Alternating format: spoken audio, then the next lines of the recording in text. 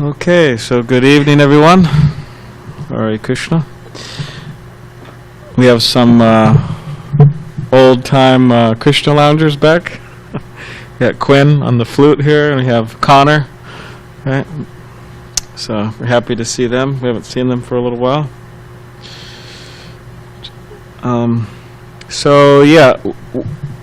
Before I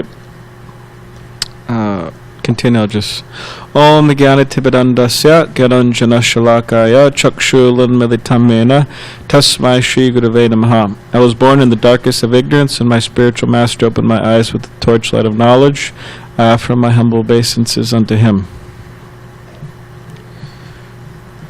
So there's in this world there's so many different books we could read. Or could say lectures we could listen to, or talks we could listen to, podcasts. People have different opinions about whatever world events or different forms of spirituality. So yeah, there's a lot going on in the world. I don't know how many apps there are nowadays. Does anybody have any idea how many apps there are? I don't know, 1 million, 2 million? I don't know. Anyways, I wanted to look into that because there's a lot. And anyways, we're being trained young too.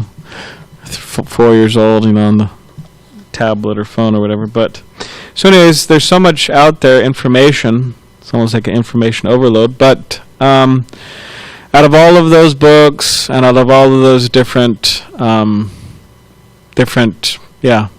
specifically you could say books. There's one book that's called The Light of the Bhagavat. So that's what I have here in my hand. So The Light of the Bhagavat, it's a very beautiful book, and it's a description of autumn, the season autumn, and so the book deals with, it's going through different descriptions of autumn, and based on those descriptions, there's different philosophical, spiritual points made based on those descriptions. So I don't know, maybe there's about 40 quotes in this book, and again, each one has an illustrated, has a painting there. So this is one of them. The first one.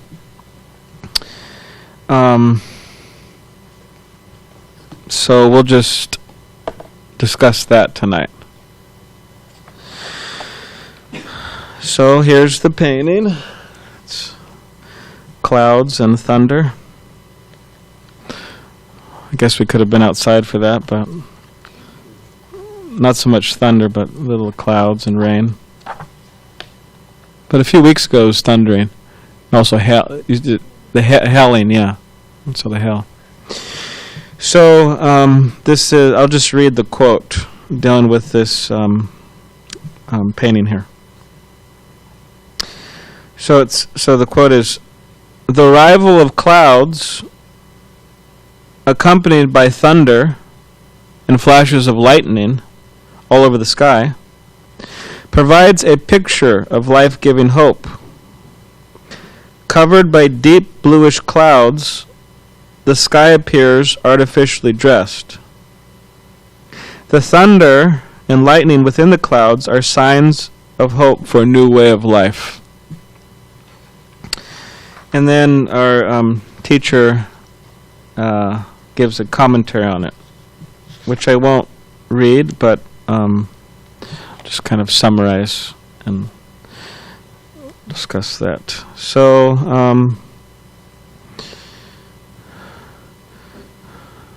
sometimes the clouds in the sky are compared to be they're blocking our vision of the sun.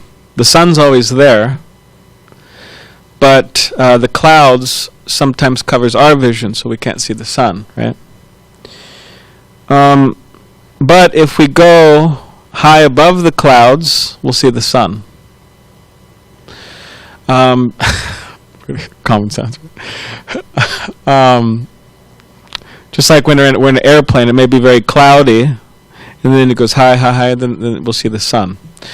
So sometimes the clouds are compared to be like ignorance or forgetfulness of who we are, of what the goal of life is, of what we should really be thinking about, what we should be doing with our lives, how to be happy. A lot of confusion sometimes in the world with people. So, but if we go above the clouds, then we'll be, basking in the sun rays. So the sun is considered to be, you could say, like knowledge. If we analyze this too, we could say, okay, what is darkness? Say darkness is just absence of the sun, right? Or absence of light. So it is up to us as individuals, do we want to be in ignorance or do we want to be in knowledge? In other words, do we want to just be in our apartment or our house or our whatever, van, whatever it is, wherever we are? We'll stick with van, apartment, or house. We could just be there and we could close ourselves off, close the doors, close the windows, and just not let any sunlight in. And then we could, then whose fault is that? Oh, there's no sunlight coming in. Well, it's our fault. Or we could open the windows, open the doors. We could walk outside, experience the sunlight right here in San Diego. So the choice is ours. Do we want to close ourselves off, or do we want to open ourselves to the sun rays? And it's healthy. It's healthy to be in the sun. Very healthy, to a degree, but it's also again our choice. So. And as we were discussing last week, there's different types of knowledge, right? There's knowledge there's material knowledge, there's spiritual knowledge, there's different types of knowledge out there. So material knowledge is dealing with, what would you say? What would you say material knowledge is dealing with? Or providing us? What would you say? All right. How to fix a light bulb. Okay, yes, that's material knowledge. Or I was thinking of a more, or like creation of bombs or something. It's material knowledge, meant to harm people. So there's so many aspects of different, material knowledge, or how someone really had to think about it, how to make this phone, right? Or how to make this, or how to make a microphone, create these things. So material knowledge. Now spiritual knowledge is a different is in a different category, and specifically you could say it's dealing with different questions. Like when we go to a college, when we go to SDSU or UCSD or some other college, wherever it is in the world, they'll teach us so many different things, right? History, science, math, all these different things. And the subjects, and the students, they have so many questions in relation to that.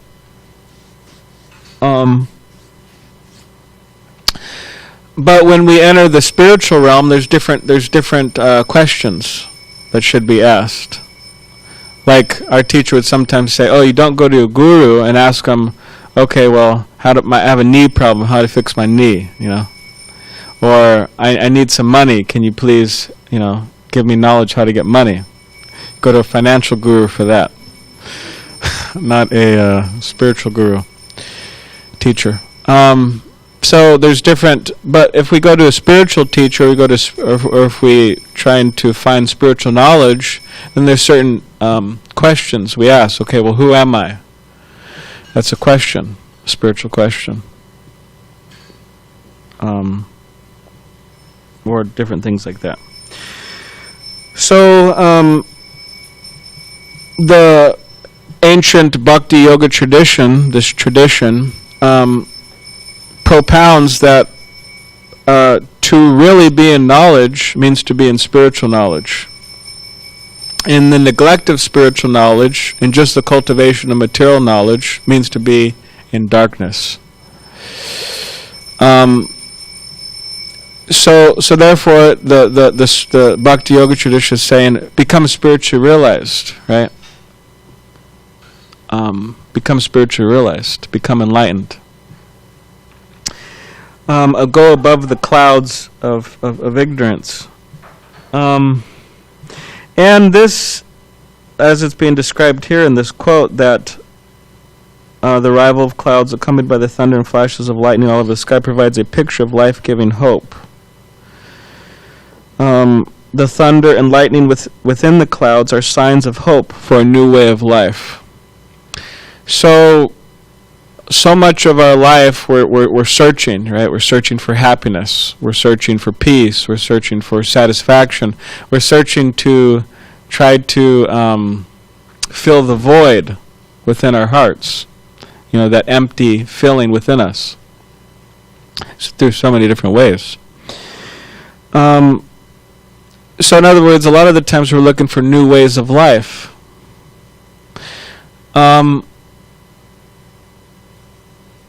So the process of meditation, like we were just doing, kirtan, for some of us it may seem kind of,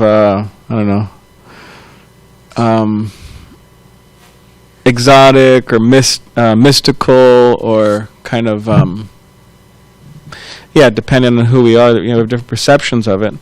But this chanting is life-giving. And it, aside from being life-giving, it is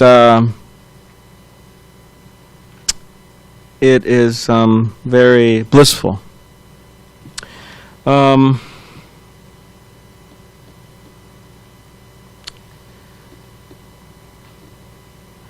Just like I've been chanting this mantra that we just chanted for how long? 15, yeah, close. 15 years. You're 17 years old, right? So, since you were 2 years old, I was chanting Hare Krishna. Interesting to think about, huh? So 15 years. Now someone may say, okay, well, why am I doing that? Why am I doing that? So yeah, I've been a monk for 14 years here at this temple. But yeah, chanting for 15 years every day. And as a monk, there's one thing that I don't get a lack of, and that is questions. You know, a lot of people ask questions. You know, I talk with a lot of people, they ask a lot of questions. So recently somebody asked me a question. They said, you know, you've been living there for so many years. Like, do you regret it? So, what do you think I said? Huh? I think you probably said no. Yeah, I said no. I said no. That's true. Connor's right. I said... Like very bluntly, too. Yes, I said no. I don't regret it at all. And actually, I was thinking about it later, and I was thinking about, I should have told this person. What I really regret is I regret not becoming a monk earlier. You know, when I was 15 or something, 14, would have saved myself a little trouble.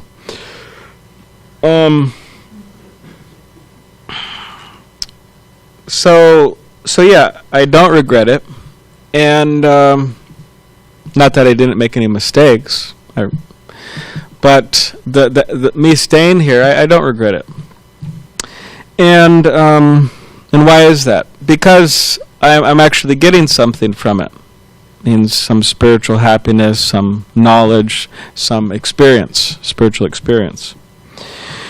And another question somebody asked me recently, they asked me, well, you do the same thing every day. Doesn't it become a little ritualized, or kind of like, routine, kind of boring or something. That's kind of implication. And I said no, it doesn't. And I brought up that if we take a note, now of course it's a generalization, but a lot of if you travel throughout the world and observe, so many people are doing the same thing every day. And I suspect a lot of us within this room are doing the same thing every day. Same job, same family, same relationships, living in the same place. And even if we're not doing that, it's very common for people to do that. They have a certain restaurant they go to, certain thing they buy at the grocery store every time, right? Certain brands they like. So so that's common. Now the thing about spiritual life is that, in my experience, that I was explaining to this person, or maybe I didn't fully explain it, but I'm discussing it now, is that the difference between material life and spiritual life is that material life, everything becomes old and kind of stale. Like an expiration date becomes stale. For example, there was one song I used to listen to when I was, maybe 14 years old. I won't tell you what it is. But there was a song I used to listen to, and I listened to it, I don't know how many times, but a lot. Like over and over and over and over and over again. I thought it was a great song. And whatever the lyrics or the guitar or this or that, I thought it was great. But eventually I said okay, and I moved on. I had to move on to another song because it got old.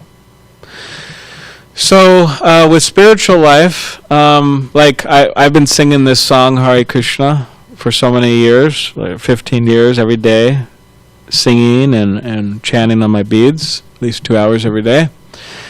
And is it getting old? I say, no, it's not getting old.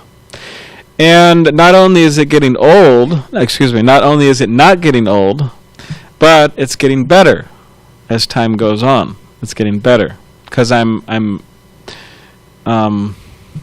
because over time we're able to enter more into the chant, the mantra, to experience more of the real nature of it.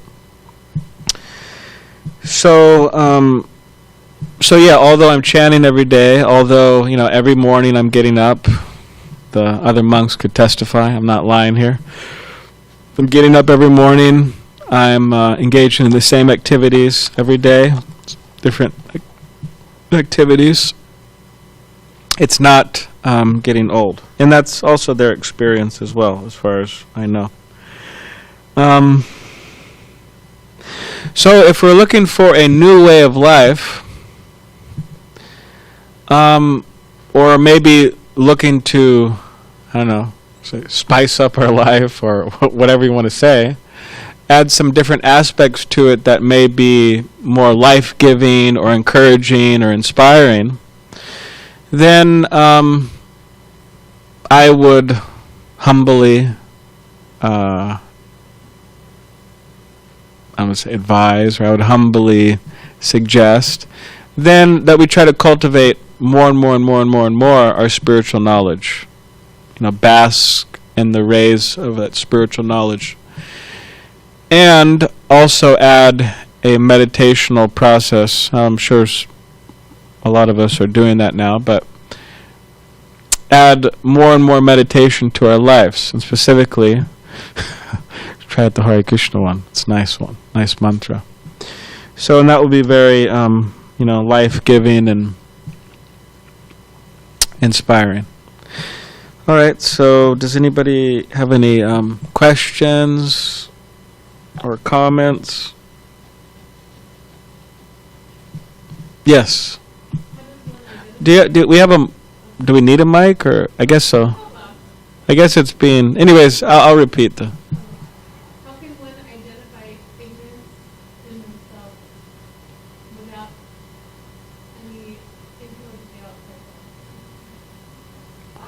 All right. Is it possible? Okay. So how could one identify ignorance within themselves? Without the influence of the external world? Okay. Now what do you mean by without the influence of the external world? So, for example, you gave the example of somebody doing the same thing every day Yes. and getting these set routines. Yes.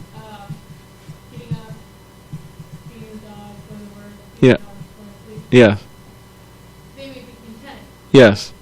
and then maybe something traumatic happens, like Dog dies. cancer. Or the dog dies, huh? Yeah, then they have to think about things differently. Yes. Something happens. Yes. So before that traumatic event or something that happened on the outside, they may not realize that they can happen. Mm. So kind of comparing ignorance to discomfort and happiness. Oh, so you're saying how do we kind of realize that maybe we're in ignorance to a degree without like having a traumatic experience? You know, do we is it absolutely necessary we need a traumatic experience? Is it kind of all right, that's good. Thank you. We don't necessarily need a traumatic experience to help us kind of start questioning things and maybe question our life. Am I making the proper progress that I need to? But sometimes traumatic experiences could help. A lot of times they do.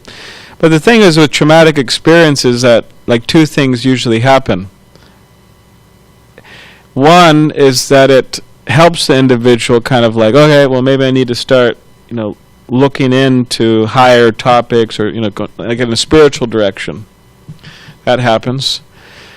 But sometimes what happens is people just become more self-destructive. Like, okay, well, things aren't really working out.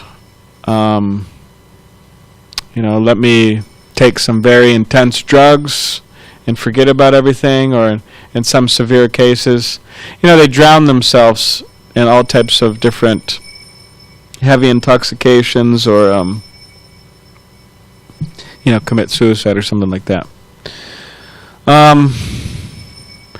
So sometimes it goes that way, which is very unfortunate. But one thing to note, for all of us to note, for myself to note as well, is that if we do encounter traumatic experiences within this world, we probably will, we could take it as an impetus to inquire into the absolute truth, or in other words, to go towards the light, spiritual progress. Take it as a wake-up call.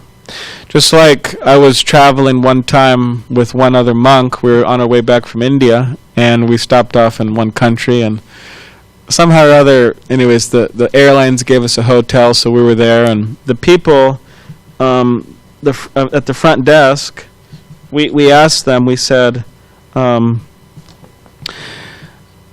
you wake us up, because we need to get to our plane, the next morning. And they have a whole bus that takes people in the hotel to the plane, to the airport. So my friend was getting really annoyed because, we're getting ready in the morning.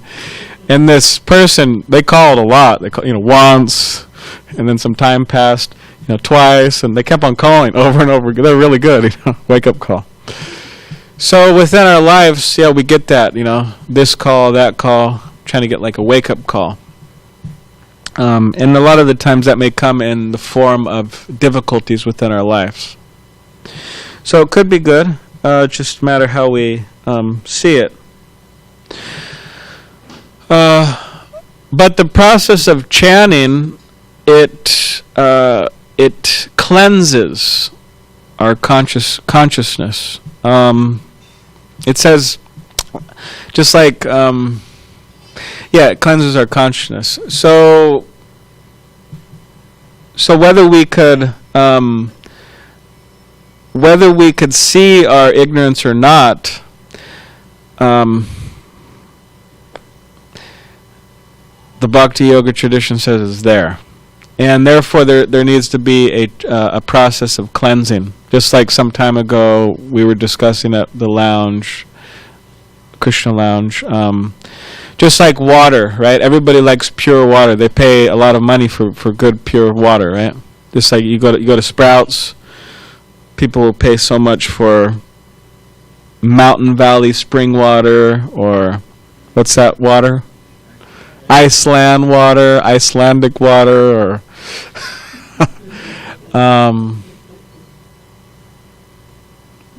whatever other types of water there are. There's a lot out there.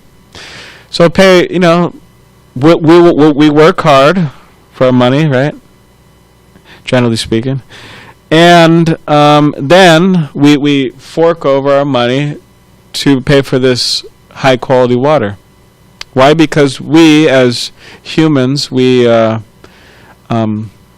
it's natural to value things that are pure. Water, air, different food.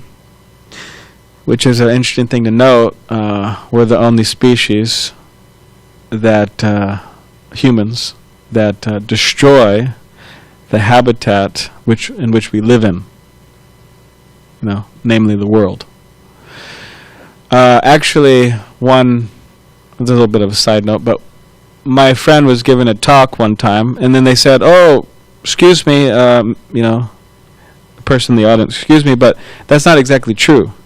We're not the only ones that destroy the habitat we live in." And then my friend said, "Oh yeah, well, who what's the other species?" They said elephants do that. Elephants, they'll go through a forest, they'll destroy it. But then what they do is they leave. They destroy it and then they leave. And then my friend asked, "Well, do they come back and live in it?" And then the guy said, "No, they come back many years later when it's all, nice again." But humans, we're whatever, destroying things. But anyways, that's another topic. But we value pure things, pure water, pure food, pure air. So, but a lot of the times, or at least sometimes, there has to be, with water, there has to be a filtration process, right? Like people buy filters for their sinks at their apartments or homes, filtration process of the water. So similarly, for consciousness, there's our consciousness in contact with materialism, with this world, becomes muddied or becomes impure. So filtration process is the chanting of Hare Krishna. So, anyways, that's just a few thoughts. So, does anybody have any other questions or yes, sir? My name is Beza. Thank you. Yes, thank you. If we should believe in coming from pure consciousness, and also believe that we're going to go back to that consciousness, what stops us from enjoying the material world that you just mentioned responsibly and actually not come and live here and Yeah. Okay. So, you're saying if we're coming from pure consciousness and we're going to go back to pure consciousness, then what's stopping us from enjoying this world responsibly? Well, there's different types of enjoyment. Just like within the animal kingdom, like out in the sea, or the ocean, I don't know how, there's a lot of, lot going on out there. So they have or whatever animal species, what do you go, jungles of Amazon or the whatever, but the general enjoyment of those in the animal kingdom are eating, they eat, sleeping, sleep. They have some, I don't know if they get really married, but they have some type of it's a girlfriend or boyfriend in the animal kingdoms. Or, sex. And eating, sleeping, mating, defending. There's some type of flight business going on. Oh, there's danger. Okay, let me run or let me fight. Of course, you could say maybe that's not so enjoyable, but that's a tendency. So, but eating, sleeping, mating. So these are enjoyments, right? And also in the human species, there's that going on in the world. So that's a type of enjoyment, but it's called material enjoyment. And the issue with material enjoyment is that it is very insignificant and not fully satisfying. In other words, there's a limit. So, just like if you live in Hollywood, right? No, you never live in Hollywood. No, I'm just joking. Just like I don't got a problem with Hollywood necessarily. Maybe I do a little bit, but so if you live in Hollywood, now you live in a $5 billion mansion. I don't know if that's exaggeration, if there is such thing as $5 billion mansion, but very expensive mansion there. Or you live in a apartment in Pacific Beach, which is not $5 billion, whatever, $2,000 a month or whatever it is. The ability that's built into the human body to enjoy is the same. The guy, the $5 billion mansion in Hollywood, and the person in Pacific Beach, their ability to enjoy the same. In other words, their belly could only fit so much food in there. Now you could kind of stretch it, but they could only fit so much. Same with sleep. They could only sleep so much. Same with sex, only so much, right? It's limited. But the desires that we have, as generally, right? The desires that we have, we don't want our happiness to end. We want it to continue, and we want it to increase. So material enjoyment doesn't provide that. No, it does provide something, but in relation to spiritual enjoyment is never ending. Means it's always increasing, and it's not based on the body. All these other enjoyments are based on the body or the mind. It's limited. But the spiritual enjoyment, it's spiritual, so it's spirit. It's unlimited. And therefore, material enjoyment is said to be like a drop of water in terms of happiness, and this spiritual enjoyment is like an ocean. So this is not to, deprecate anybody's, lifestyle and trying to enjoy themselves, but the knowledge is trying to say, hey, you want to enjoy, then enjoy spiritually. And specifically means cultivation of spiritual knowledge and, chanting of Hare Krishna mantra, and then everything else, how to enjoy spiritually, will become more and more clear based on that, as time goes on. But yes, these different things may be a necessity, but ultimately we don't want to get, super sidetracked by all of that. So yeah, I don't know if that. I'm looking for the balance between, spiritual things you're describing. Yes. Some view that there's a sweet spot. Yeah. That's the question. And I think basically, I suppose we are here for a reason, and certainly we came, we went through various paths, we will face different routes. Yeah. Yeah. In terms of balance, yeah, there could be like, okay, at least that's what I'm thinking, but not everyone is going to whatever join a temple or become a monk or become a nun or something like that. It's kind of radical. And that's not necessary for everybody to do that. It's really not. So you could be just as spiritual living outside of a temple than you could be living inside of a temple or ashram. So it doesn't really matter the external, where we situate ourselves. It means where we're living. But in terms of balance, generally you could say for most people, they're not going to live as a monk or nun. So therefore, the Bhagavad Gita, Krishna says that we should be balanced in terms of what? He says, if one wants to be a yogi or a spiritualist, one should not eat too much or eat too little.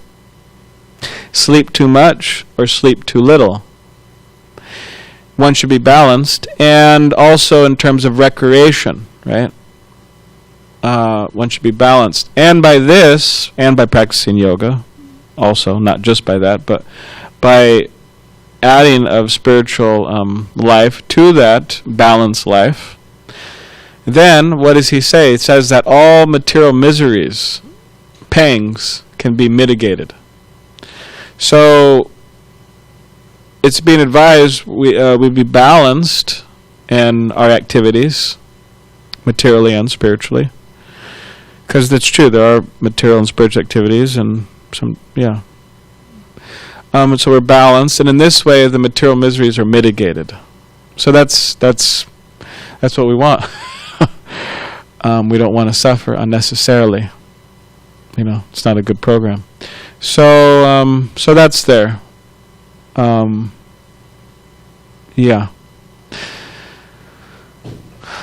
So I hope that. Okay, thank you. All right. Any last question or comment by anyone besides Glenn? No. Okay, no. We want Glenn to answer, but I just first the guests we want to see if there's. Okay, Connor. Yes. This kind of sounds like you're talking about the balance of enjoyment versus desire. Yes. I guess that's the whole can of worms. Enjoyment and desire, huh? The balance of the two things. Yeah. There's an art of desire, like how to control our desires. Actually, now someone say, well, why do you want to control your desires? Why don't you just kind of let yourself run free? Because certain desires that we may have just may not be good for us. May be harmful. So therefore, but self-control, although it sounds kind of crazy, self-control, it may sound crazy, self-control is actually a great way to be happy. Because, other things or other people don't control you. You're not controlled by anything, which is good, right? We want to be free, but we're not controlled. So, like for example, for someone who's really addicted to alcohol, they may go to the liquor store and they say, "Hey, and whatever." If anybody drinks here or anything, it's an example, but they may say, "Hey, I'm in control. I go to the liquor store. I get to pick what I want. I want Jack Daniels. I want whatever. I don't drink, but it just you get to pick. But the freedom only goes that far, because you could say I have the freedom to pick, but do we have the freedom just to say no? I don't want it. So in other words, we become very dependent on these things. They start to control us. These different desires and habits. But if we're able to, develop, and that's just one example, but there's so many examples. If we're developed a self-control in so many ways, then so many things don't control us. So that's nice in terms of freedom. So yeah, we have to kind of control our desires. And okay, Mr. Glenn.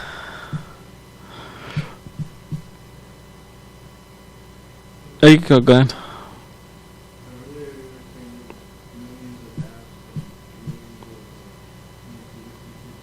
Yes. Yes. Yes. All right, so Glenn's saying there's millions of apps and gurus, and how do we know who to trust?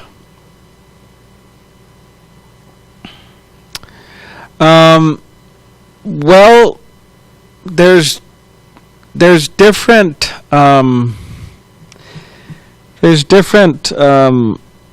it really depends, what do we want, if we want to be cheated, then there's plenty of options. There's plenty of options. Now someone would say, hey, well, how can you say that you're being cheated? Well, what can I say? You asked me, so that's what I'm saying. Just like there was one man, he acted like he was a guru. It was a whole, I don't know, it was a documentary, I think. He shaved his head and sorry, he grew his hair out. That's what they usually do. They grow their hair out, grow their beard out, and wear robes. And hey, I'm a guru here, right? And you develop some following, and people were really into him, like really. And then one day he showed up, hair shaved off, clean face, in a suit, and they recognized him and say, hey, hey, Guru Dave, who are you, And he said, well, to tell you the truth, this was an experiment, and I'm actually not a guru, but I just wanted to see how many people I could get, following me, and I apologize for that, and many people they were really upset and really mad, and they left. And some people, strangely enough, they said, hey man, well, we want to keep following you, you're a pretty charismatic guy, I don't think he continued that, but so they say partial knowledge is dangerous. So there's many people who present partial knowledge, just like, oh, I have this mantra, and Quinn, you give me $500, and I'll give you the mantra, right? So there are groups who do that. But our spiritual teacher would say this over and over and over again: not good, not good, not good. Why? Because charging for mantra is just not correct from the traditional point of view. So how do we know? Yeah, it really depends on what we want. Really depends on what we're looking for. But if we want the real thing, or if we want, in other words, based on our desires, we'll be directed. So we could bet on that. So it's really up to us. If we want real spiritual knowledge, real spiritual life, we won't be misguided. So again, it falls on us largely. So I'll just leave it at that. Oh, I know that's, yeah. I mean, it's a whole discussion. We could have we have 5 classes on this question, but that's just a little something. So, all right, one last, yes. That was an interesting question I came across. I'm sure you could hear, but I think it's in Catholic 3, where when you were asked, like, okay, if we were all pure consciousness to start with, and you all told that God resides in each of us, Yes. how did we even become pure in the first place? Yes. That was one question. I think the answer went in the lines of person being in a dream state, he would see a lot of stuff that's happening that's not correct or whatever. But in his waking state, he's actually not doing any of those actions. So something along those lines. Yeah. So, yeah, you're mentioning that if we're all pure to begin with, and okay, then we're all pure and happy, completely happy. Then what's the deal now?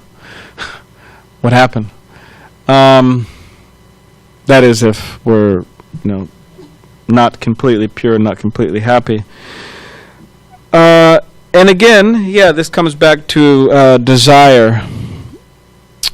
So,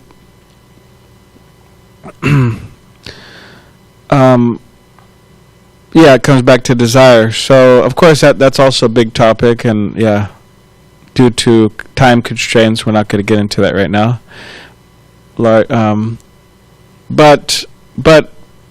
yeah, we should always we can note, throughout our lives that there's an art of desiring, and if we're able to learn that art of desiring, means desiring the good, the ultimate good for ourselves and others. Now, what exactly that is, but if we learn that art, then one, we save ourselves a lot of trouble, and two, we'll definitely, without a doubt, be